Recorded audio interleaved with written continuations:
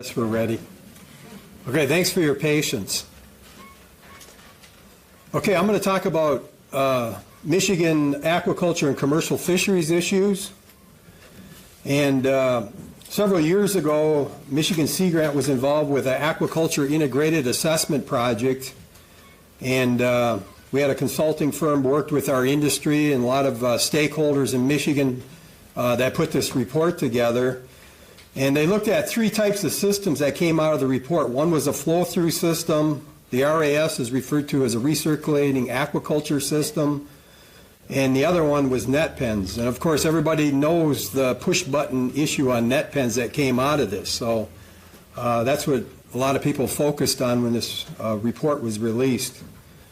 If we look at our U.S. seafood trade, and this is one reason we got into this aquaculture, is it continues to be one of the leading causes of our deficit in the United States. And you can see here in just a year, $2 billion.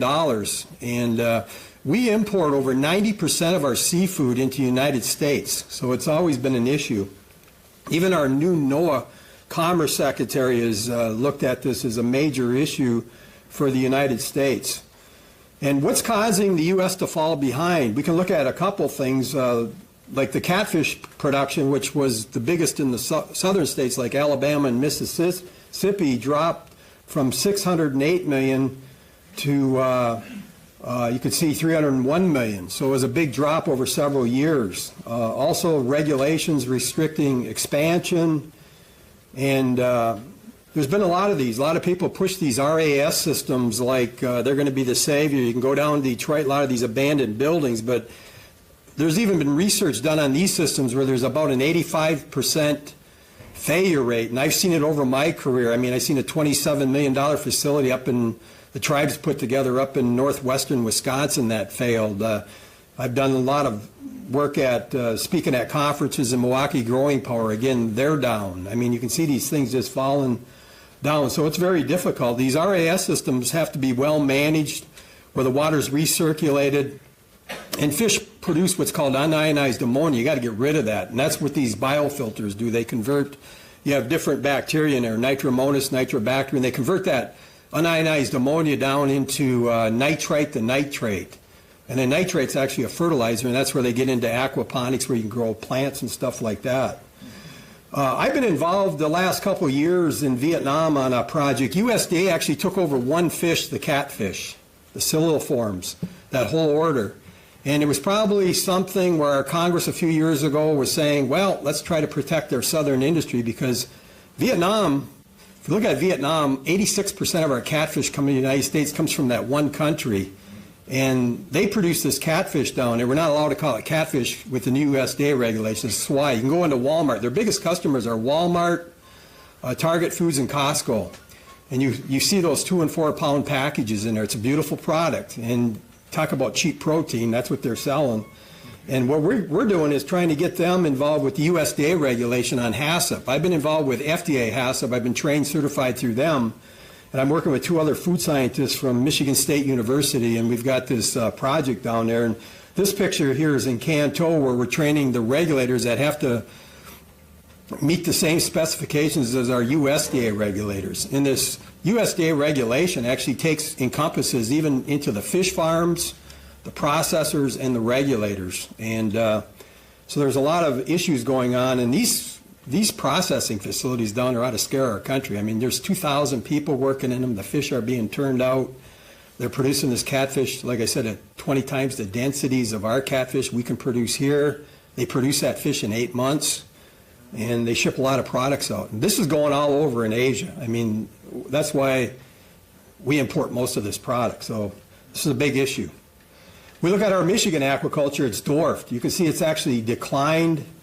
I worked on with the industry years ago on the Michigan Aquaculture Development Act that Engler signed back in the late 90s. And now they have to pay more for their license and stuff.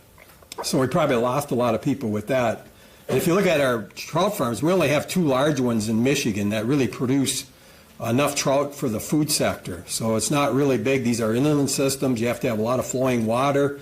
And one of them down in Jackson just has a contract now with Meyer. They're going to start moving. You're going to start seeing that product in Meyer store shortly.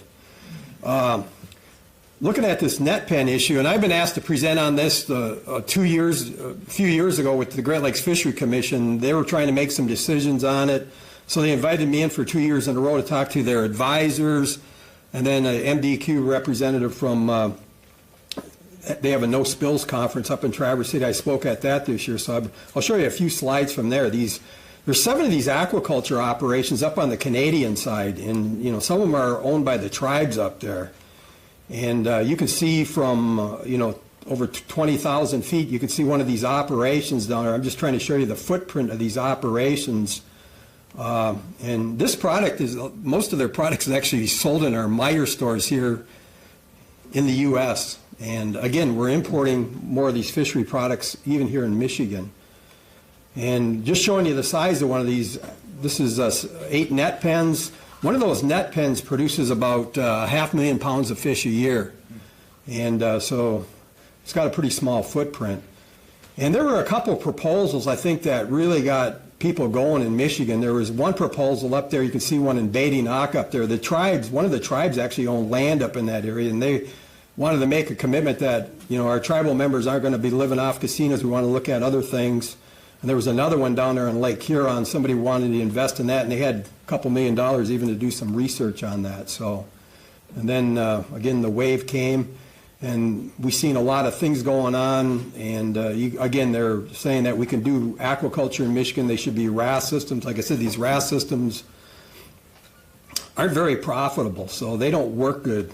And then Fisheries Oceans Canada did a large study on these operations up in Canada, and you can see there when in these operations, usually you get a dissolved phosphorus and a particulate phosphorus that comes off these farms, and they did this phosphorus modeling, and they came up that these farms up there contribute about 5% of the total annual phosphorus up in the North Channel, and they characterized them as a low impact as regards to phosphorus in the Great Lakes. And they even made a statement in the report that they said these things would be advisable to even move them into deeper waters where they could actually help kick the food chain, because we do have a lot of low phosphorus out in our open waters of the lakes. And the study they did find one of these farms had some problems. It wasn't in a good area. There wasn't a lot of flushing in the area, so they actually had to disband that farm and move it into a different area. There was a lot of introduced legislation pro and against this in Michigan.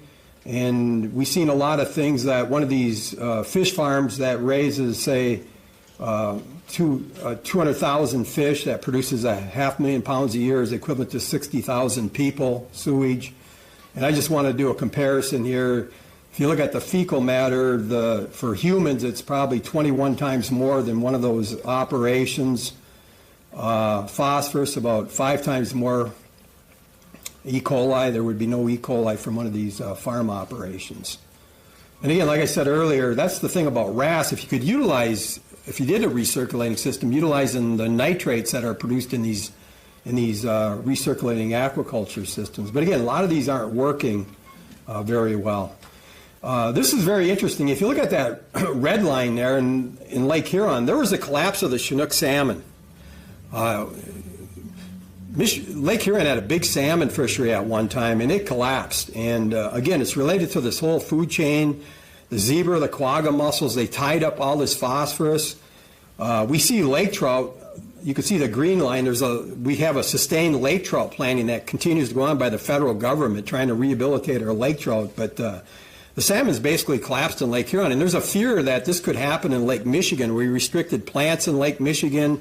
The major forage fish in Lake Michigan is the alewife, and that's debatable how long that could last. We're looking at other things. I'm part of a Cisco or lake herring committee. We're looking at that as maybe a native fish, which is coming back. We look at other introductions from Lake Superior to get that forage fish, which is a native fish, back into Lake Michigan. So there's a lot of discussion with that. And a lot of this is controversial because it gets into genetics. Do you want to be taking a fish from another lake, putting it down to another one of the lower lakes? But again, you can see there's been a lot of research done on that. You can see how these dracenids, these quagga and zebra mussels, the zebra mussels actually, when they first came in, occupied the shallower waters in the Great Lakes, say up to 45 feet. And then we've seen the quagga mussels came in, and they went deeper, and they just carp at the bottom of the lakes, and they just tie up this phosphorus, disrupt the whole food chain. I want to get into another thing on aquatic invasive species is we actually developed, it's the same thing we use like in the food safety area, HACCP. It was actually developed for the NASA space program back in the 60s. It's called Hazard Analysis Critical Control Point. And our Congress during the Clinton era actually made the fish industry go to that for food safety, and all the animal meats now are into this program, whether it's regulated by the FDA with fish or USDA with the other meats.